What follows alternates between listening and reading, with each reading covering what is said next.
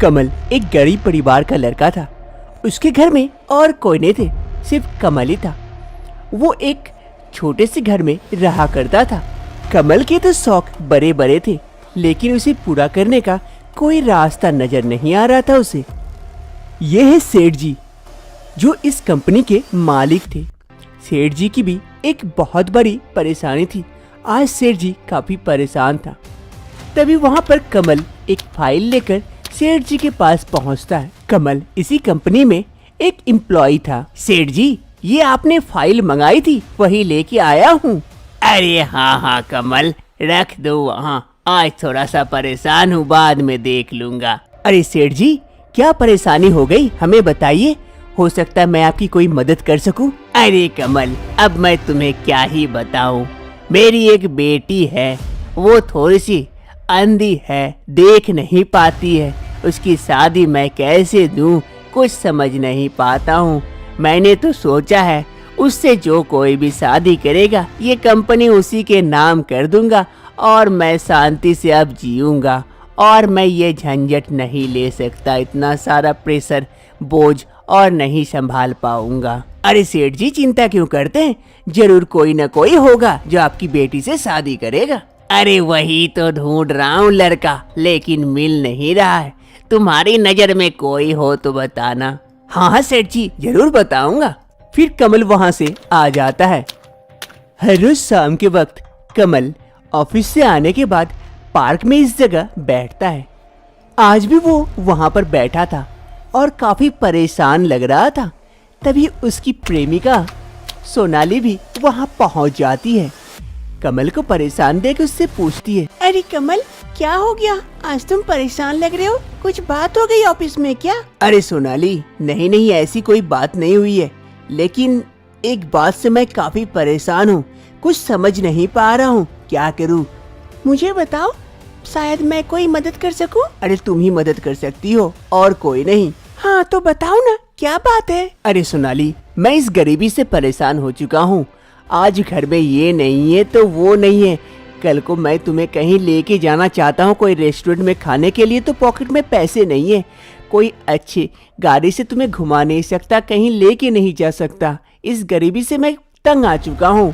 मैं भी चाहता हूँ कि मेरे पास भी बड़े बड़े गाड़ियाँ रहे, बड़ा सा घर रहे। अरे कमल, ये सपने देखना बंद करो, अभी जहाँ हो वहाँ लौट आओ। अरे नहीं सोनाली, ये सपना नहीं, ये सच हो सकता है। बस तुम अगर मदद करो तो। कैसी मदद चाहिए, कहो। दूसरी रोज सुबह सुबह सेठ जी घर पर ही बैठे थे। तभी वहाँ पर कमल पहुँचता है। सेठ जी, गुड मॉर्निंग। अरे कमल, गुड मॉर्निंग गुड मॉर्निंग। आओ बैठो। आज अचानक मेरे घर, किसी खास काम से आए हो क्या? हाँ सेठ जी, मैं किसी खास काम से ही आया हूँ आपके पास। हाँ कहो, क्या बात है? सेठ जी, मैं आपकी लड़की से शादी करने को तैयार हूँ। मैं इस गरीबी से परेशान हो चुका हूँ, इसीलिए मैं आपकी बेटी के साथ जिंदगी बिताना चाहता हूँ। सेठ जी ये बात सुनकर काफी खुश हो जाते हैं। क्या सच में तुम मेरी बेटी से शादी करोगे? हाँ सेठ जी, मैं आपकी बेटी से शादी करने के लिए तैयार हूँ। अरे ये तो बहुत खुशी की बात है। अब से मेरी बेटी से शादी करने के बाद तुम इस कंपनी के एम्प्लॉय नहीं, मालिक बन जाओगे। इस गरीबी में नहीं, अब तुम अमीरी में जियोगे। ये तुम्हारा निर्णय बहुत अच्छा है। ये बातें सेठ जी के मुंह से सुनने के बाद कमल भी काफी खुश हो जाता है। अरे पंडित जी, ऐसा मंत्र मारिए कि 7 जन्म तक रिश्ता बना रहे। हाँ चंद्रमान, चिंता ना करे, मैं अच्छे से शादी करवा दूंगा। अरे इस अंधी लड़की से शादी कौन करता, मैं कर रहा हूँ, वो भी पैसे की खातिर। फिर कमल और रोशनी की शादी करा दी जाती है। कमल इस शादी से खुश था, क्योंकि वो अब गरीबी की जिंदगी और जीना नहीं चाहता था। वो अमीर बन चुका था, इस कंपनी का मालिक बन चुका था। और इधर सेठ जी खुश थे कि उसकी अंधी लड़की की शादी हो जाती है। शादी के दूसरी रोज सेठ जी कमल और उसकी बेटी को एक बड़े से बंगले में लेकर आते हैं। अरे कमल, ये लो, ये बंगला आज से तुम्हारा हुआ। तुम लोग दोनों इस बंगले में आराम से रहना। कमल ये सब देखकर काफी खुश हो जाता है। रोशनी कमरे में बैठी हुई थी, तभी कमल उसके लिए नाश्ता बनाकर लेके आता है। अरे कौन? कमल? अरे हाँ हाँ रोशनी, मैं ही हूँ। ये लो, मैं तुम्हारे लिए नाश्ता बना के लेके आया हूँ। ओह थैंक यू कमल। अरे रोशनी, मैं एक बात कहना चाहता था तुम्हें। हाँ हाँ कहो ना कमल। मैं सोच रहा था कि घर में कोई काम वाली को लगा देता हूँ जो नाश्ता वगैरह, घर की सफाई वगैरह करे, क्योंकि मैं ऑफिस जाऊंगा तो तुम्हारी देखभाल कौन करेगा? कोई तो चाहिए तुम्हें देखभाल करने के लिए। हाँ हाँ जैसा तुम्हें अच्छा लगे। चलो ठीक है, कल ही मैं किसी को देखता हूँ काम के लिए। तुम ये नाश्ता कर लो, मैं ऑफिस जा रहा हूँ। ठीक है। फिर कमल वहाँ से चला जाता है। दूसरी रोज ही कमल सोनाली से शादी करके इस घर में उसे लेकर आ जाता है। देखो सोनाली, ये घर कितना बड़ा है, कैसा है? अरे ये घर तो बहुत बड़ा है, जैसा हमने सपने में सोचा था वैसा है। लगता है हमारा सपना पूरा हो गया। अरे कौन है? कौन है यहाँ पर? कौन है? कमल तुम हो? अरे कमल ये कौन है? अरे मैंने तुम्हें बताया था ना, मेरी अंधी बीबी, जिसके चलते हमें ये सारी संपत्ति मिली है। अरे कहीं से पता चल गया कि तुमने दूसरी शादी करके मुझे लेके आए हो तो? अरे कुछ नहीं पता चलेगा, ये अंधी है, देख नहीं सकती है, और बाकी मैं मैनेज कर लूँगा, तुम बस चुप रहना। अरे कमल तुम हो क्या यहाँ? अरे हाँ हाँ रोशनी, मैं ही हूँ। ओह मुझे लगा कौन आ गया घर के अंदर। अरे यहाँ मेरे सिवाय और कौन आ सकता है? अरे तो वो लड़की कौन है? कौन लड़की? वही जो तुम्हारे आसपास कहीं है। अरे अब लगता है ये नाक से सूंघ के भी बता देगी कि अगल बगल कौन है। अरे ये वो काम वाली है जो मैंने तुमसे कहा था ना कि एक काम वाली लेके आऊंगा जो तुम्हारी और मेरी देखभाल करेगा, वही है। मैं बस उसे कमरा दिखा रहा था। ओह चलो ठीक है, उसे घर दिखा दो अच्छे से, क्या साफ करना है वगैरह, खाना बनाना सब कुछ। ठीक है, मैं दिखा देता हूँ, तुम जाके कमरे में रेस्ट करो, मैं इसे घर दिखा देता हूँ। फिर रोशनी वहाँ से चली जाती है। अरे सोनाली, इससे बच के रहना होगा, ये तो नाक से भी सूंघ के सब कुछ बता देती है। चलो आओ, तुम्हें तुम्हारा कमरा दिखाता हूँ। सोनाली और कमल के लिए पूरे कमरे को फूल से सजाया गया था। सोनाली बेड पर बैठी अपने पति कमल का इंतजार कर रही थी। तभी वहाँ पर कमल आता है। अरे सोनाली, अब बोलो कैसा लग रहा है? अरे कमल, हमने जैसा सोचा था वैसा ही लग रहा है, लेकिन ये अंधी, इसके चक्कर में कहीं सब कुछ गड़बड़ न हो जाए और तुम इसे धोखा दे रहे हो, कहीं इसे पता चल गया तो? अरे चिंता मत करो, इसे कुछ पता नहीं चलेगा। तभी धीरे धीरे कमल सोनाली के करीब आकर बैठता है। तभी वहाँ पर रोशनी आ जाती है। अरे कमल, कमल कहाँ हो तुम? अरे कमल, लो ये अंधी फिर से आ गई यहाँ हमारा स्वागत खराब करने के लिए। अरे मैं इससे परेशान हो गया हूँ। हाँ रोशनी, क्या हुआ बताओ, कुछ चाहिए तुम्हें? अरे नहीं नहीं, यहाँ फूलों की सुगंध आ रही है बहुत ज्यादा, इसीलिए मैं इधर आ गई।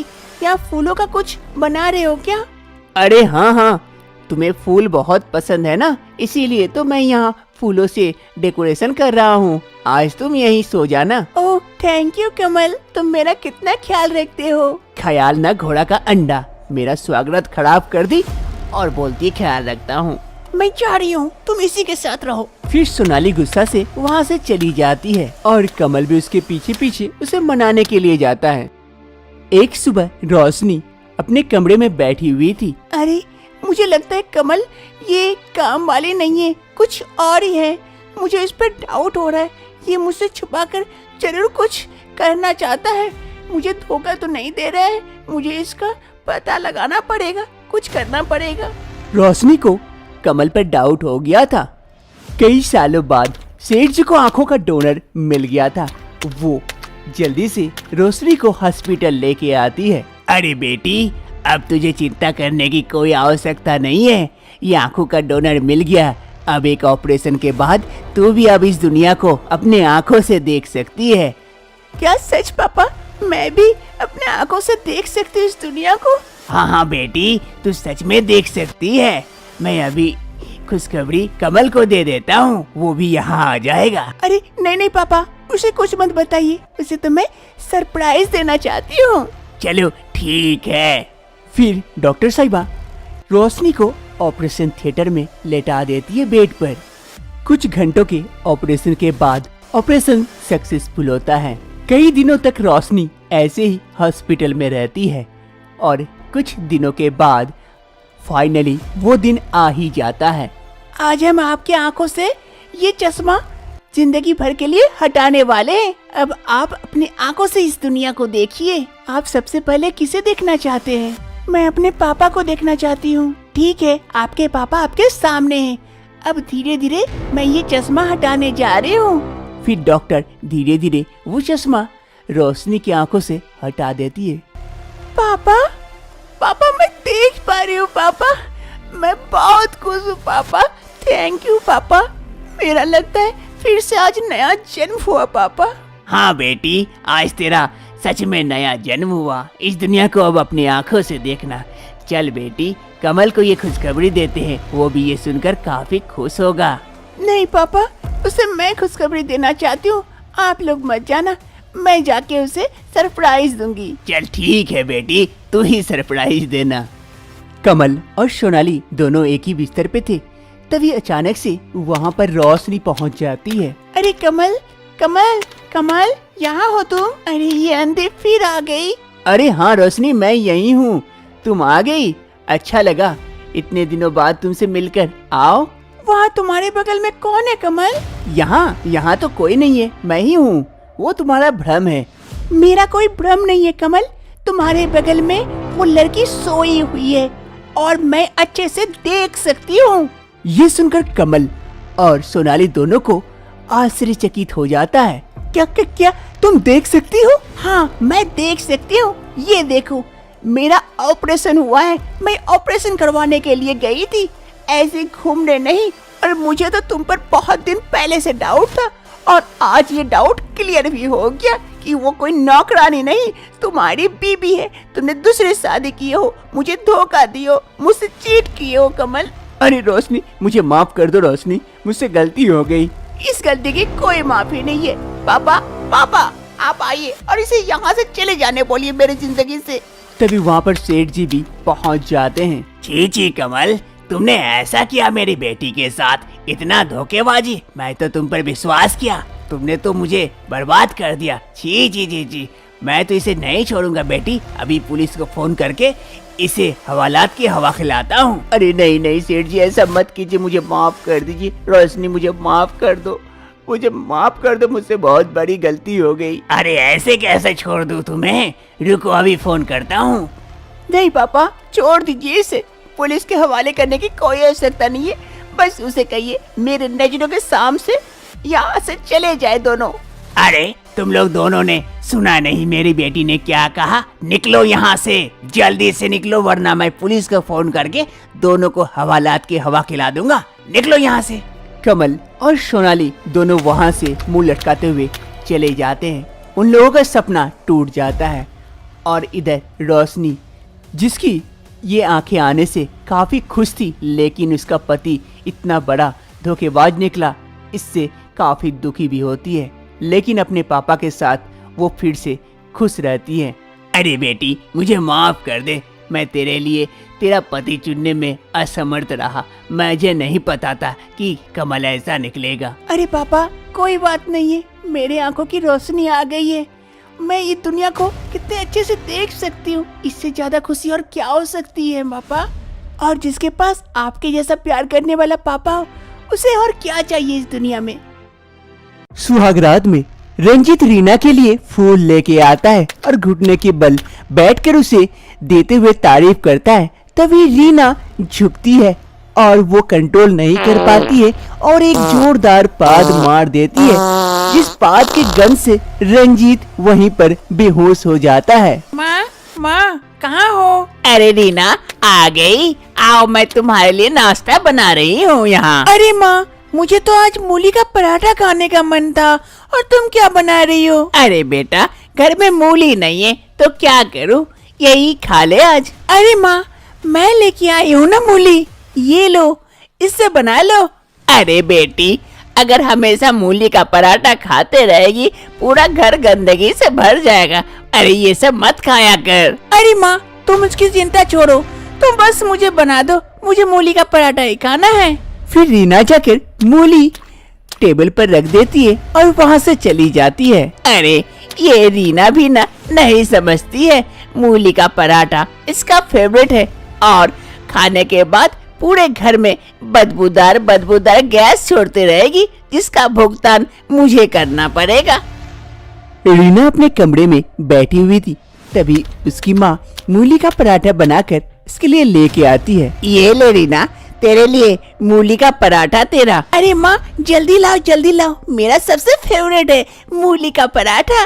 रीना जल्दी से माँ से मूली का पराठा ले लेती है और खाने लगती है। जैसे रीना की माँ वहाँ से जाने लगती है, तभी रीना कहती है, अरे माँ जरा पानी ला दो ना। ये कहते हुए रीना एक बदबूदार गैस छोड़ देती है। अरे ची ची ची ची, पूरा रूम बदबूदार बदबूदार गंद करने लगेगा। ची ची, ये लड़की तो अभी से शुरू हो गई। अरे माँ ये गैस है, पेट से जितना गैस निकल जाए उतना अच्छा होता है शरीर के लिए। अरे बेटी, कल को तेरी शादी हो जाएगी और वहाँ जाकर अगर ऐसे ही गैस छोड़ती रही, तब देखना तेरे ससुराल वाले कैसे तुझे करते हैं, और वहाँ तुझे कहाँ मूली का पराठा मिलेगा हर रोज। अरे माँ तू चिंता क्यों करती है, मूली का पराठा भी मिलेगा और मैं। अरे ची ची ची, मैं जल्दी से जाती हूँ वरना यहीं बेहोश हो जाऊंगी। अरे मेरा मूली का पराठा फेवरेट, तुझे खाए बिना तो मैं रह ही नहीं सकती हूँ। भले कुछ भी हो जाए तुझे मैं छोड़ नहीं सकती। रीना की शादी रंजीत के साथ तय हो जाती है और उससे शादी हो रही होती है। रीना शादी से पहले चुपके चुपके मूली के पराठे खा के आई थी ताकि किसी को पता ना चले, और शादी के दौरान रीना गंदी गंदी गैसें भी छोड़ रही थी।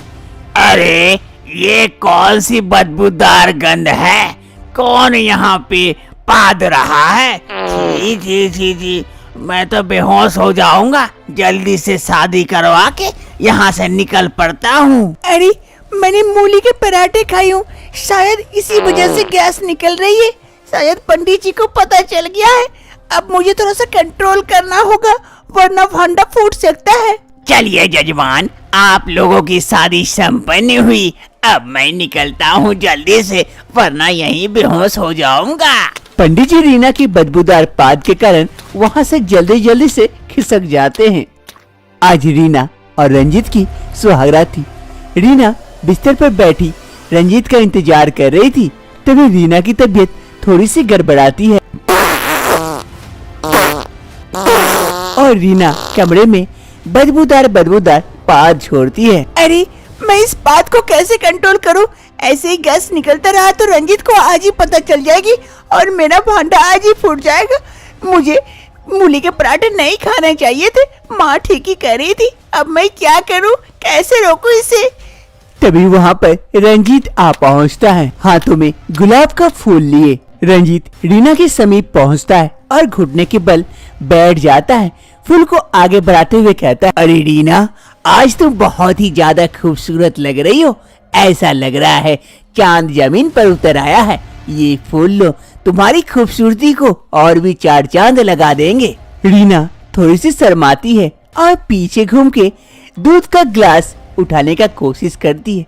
जैसे दूध का ग्लास उठाने के लिए नीचे झुकती है कि बहुत देर से कंट्रोल की हुई पाद अचानक से निकल जाती है और पाद जाके डायरेक्ट रंजीत के मुंह पे सारी गंध लगती है, जिस कारण रंजीत अचानक से छटपटाने लगता है और बेहोश हो जाता है। रीना घूम के देखती है कि उसका पति बगल में पड़ा हुआ है। अरे रंजीत, तुम्हें क्या हो गया? तुम नीचे क्यों सो गए हो? बिस्तर पे उठ जाओ रंजीत, क्या हुआ तुम्हें? तभी रीना को रियलाइज होता है, अरे कहीं ये मेरे बदबूदार पाद के कारण बेहोश तो नहीं हो गए? अब मैं क्या करूं, इसे कैसे होश में लाऊं? अब ऐसे ही पूरी रात रीना और रंजीत की सुहागरात बीतती है। रंजीत नीचे पड़ा हुआ रहता है और रीना वहीं बैठी रहती है बगल में। दूसरी रोज सुबह रीना अपनी सास के लिए चाय बनाकर लेके आती है। माँ जी ये लीजिए, आपके लिए चाय बना के लेके आई हूँ। अरे वाह वाह बहू, कितने दिनों बाद आज बैठ के चाय पी रही हूँ। लाओ। रीना अपनी सास को चाय दे देती है और वहाँ से जाने लगती है कि अचानक से एक जोरदार पाद मार देती है और वहाँ से चली जाती है। अरे ची ची ची ची, ये कौन सा महक है? बड़ी ही गंदी लग रहा है, कुछ सड़ गया है। रीना को अब रियलाइज होता है कि उसकी ये पाद के कारण बहुत सारी दिक्कतें आने वाली है। अरे अब मैं इस गैस को कैसे रोकूं? मूली पराठा खाना छोड़ नहीं सकती, लेकिन ये गैस भी तो कंट्रोल नहीं होती है, निकल जाती है कहीं भी। अब मैं क्या करूं? कुछ तो उपाय करना पड़ेगा, नहीं तो अगर भांडा फूट गया तो सबके सामने बेइज्जती हो जाएगी मेरी। रीना कहीं से एक दवाई लेके आती है। ये दवाई खाने से उसे गैस की प्रॉब्लम से राहत मिल सकती है। अरे अब ये दवाई मुझे बचाएगा। इस दवाई के खाने से अब मेरी गैस नहीं निकलेगी और किसी को पता भी नहीं चलेगा और मेरा भांडा भी नहीं फूटेगा और मैं मूली के पराठे आराम से खा सकती हूँ। फिर रीना उस बोतल में से एक दवाई निकालकर खा लेती है। अब रीना हर रोज अपने लिए मूली के पराठे बनाती और बड़े ही मजे से खाती है। आज भी वो कमरे में बैठकर मूली के पराठे खा रही थी, तभी उसका पति रंजीत वहाँ पहुँच जाता है। अरे आज तो बड़ा ही टेस्टी बना है ये मूली का पराठा। अरे रीना, ये क्या खा रही हो तुम? अरे मूली के पराठे खा रही हूँ, आप खाएंगे क्या? बड़ा ही टेस्टी बना है। अरे नहीं नहीं, छी छी छी, ये मूली के पराठे वगैरह मैं नहीं खाता। इससे खाने के बाद बहुत ही गंदी स्थिति होती है, चारों तरफ गैस ही निकलती है और तुम खा रही हो, तुम्हारा भी। अरे नहीं नहीं, ऐसे कुछ नहीं होता है, मेरा गैस वगैरह नहीं होता है, मैं तो खाती हूँ हमेशा से ही। अच्छा ठीक है, तुम्हारे मूली के पराठे तुम ही खाओ, मैं जाता हूँ। फिर रंजीत वहाँ से चला जाता है और इधर रीना, आज तो बड़ा ही टेस्टी बना है, एक भी नहीं छोड़ूंगी, मैं पूरा प्लेट चाट के खा लूंगी तुझे मूली और बाद में एक दवाई खा लूंगी, बस मूली के पराठे भी खाना हो जाएगा और गैस भी नहीं होगी। ऐसी एक रोज रंजीत और उसकी माँ हॉल में बैठे हुए थे, तभी रीना दोनों के लिए चाय बनाकर लेके आती है। उन दोनों को देने के लिए जाती है कि वहाँ पर अचानक से गिरकर बेहोश हो जाती है। अरे रीना, रीना क्या हो गया तुम्हें? क्या हुआ रीना? रीना, अरे रीना बहू, क्या हो गया? अरे रंजीत बेटा, जल्दी से इसे हॉस्पिटल लेके जा, देख क्या हो गया, बहू बेहोश हो गई क्यों? फिर रंजीत और देर न करते हुए जल्दी से रीना को उठाता है और हॉस्पिटल की ओर लेके जाता है। रंजीत रीना को हॉस्पिटल लाकर एडमिट कर देता है। डॉक्टर साहिबा रीना को अच्छी तरह से चेक करती है और फिर रंजीत के पास आती है और उससे कहती है, अरे भाई साहब, आपकी तो बहुत किस्मत अच्छी है कि आपकी पत्नी बच गई, वरना इसका बचने का कोई चांस नहीं था। अरे डॉक्टर साहिबा, इसे क्या हो गया कि ऐसी हालत हो गई और अचानक से बेहोश क्यों हो गई? इसके पेट में काफी दिनों से गैस बन रहा था और गैस निकल नहीं रहा था, जिस कारण ऐसी हालत हो गई है। अगर गैस सर पर चढ़ जाता तो इसके कुछ भी हो सकता था। लेकिन डॉक्टर साहिबा, इसका गैस क्यों बन रहा है इतना ज्यादा? ये तो मुझे नहीं पता, ऐसा हो सकता है कि ये ऐसा कुछ खाती है जिस कारण इसका गैस बनता है, लेकिन इसका शरीर से गैस निकल नहीं रहा है। अरे डॉक्टर साहिबा, मैं तो इसे कई बार मूली के पराठे खाते हुए देखा हूँ, लेकिन इसके बाद वो एक दवाई भी खाती है। अब वो नहीं पता क्या चीज की दवाई है। ये तो इसे ही पता होगा, इसे होश में आने दीजिए, इससे ही पूछिएगा। फिर डॉक्टर साहिबा वहाँ से चली जाती है। इधर रंजीत बैठकर रीना के होश में आने का इंतजार करने लगता है। कुछ समय बाद रीना होश में आती है, तभी रंजीत रीना के समीप आता है और उससे पूछता है, अरे रीना, तुम कैसे बेहोश हो गई थी? तुम्हारी इतनी तबीयत खराब हो गई, तुम्हारे पेट में इतना गैस कैसे बन रहा था? और तुम मूली के पराठे जो इतना खाती हो, उसके बाद कौन सा दवाई खाती हो? अब रीना को भी रियलाइज होने लगा था कि वो उस दवाई को खाकर बहुत गलती करती थी। अब उससे ये सब बातें नहीं छुपानी चाहिए और अपनी पति को सारी सच्चाई बता देनी चाहिए। रंजीत, मुझे माफ कर दीजिए, मैं मूली के पराठे खाना बहुत पसंद करती थी, जिस कारण मुझसे काफी गैस भी निकल जाती थी और मुझे बेइज्जती का भी सामना करना ना पड़े, इसलिए मैं एक दवाई खाती थी जिस कारण उससे गैस नहीं निकलती थी और आज ये दशा हो गई मेरी। अरे रीना, डॉक्टर साहिबा कह रही थी काफी मुश्किल से तेरी जान बच पाई है, आगे से ऐसी कोई दवाई मत खाया करना। नहीं जी, आगे से मैं मूली के पराठे भी नहीं खाऊंगी, मुझे माफ कर दीजिए, आगे से मैं ऐसी कोई गलती नहीं करूंगी। अब रीना को भी रियलाइज हो गया था कि उसके मूली के पराठे खाने से कितनी दिक्कतें आ सकती है और उसके बदले उस गैस को रोकने के लिए जो वो दवाई खाती थी उससे और भी ज्यादा प्रॉब्लम हो सकती थी। इसीलिए वो अब से मूली के पराठे खाना छोड़ देती है और अपने परिवार के साथ खुशी खुशी रहने लगती है।